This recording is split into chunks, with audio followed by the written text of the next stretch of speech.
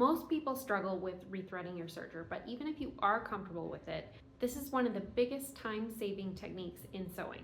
Changing the thread color on your serger without rethreading it from scratch. The first step is to cut the thread on the cones that you currently have on the serger and remove them. Then you're going to add the new cones on and tie the threads together with a knot.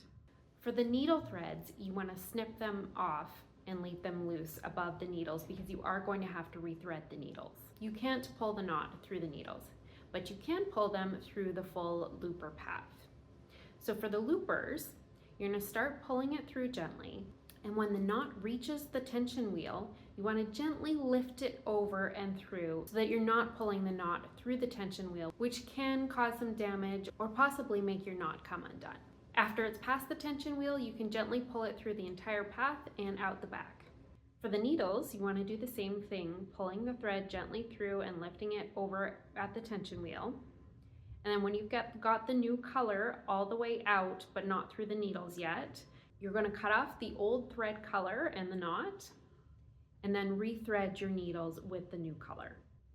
Pull all the threads out the back and chain off, and you're good to go. If this video was helpful for you, please give it a like so it gets shown to more people. Thanks for watching.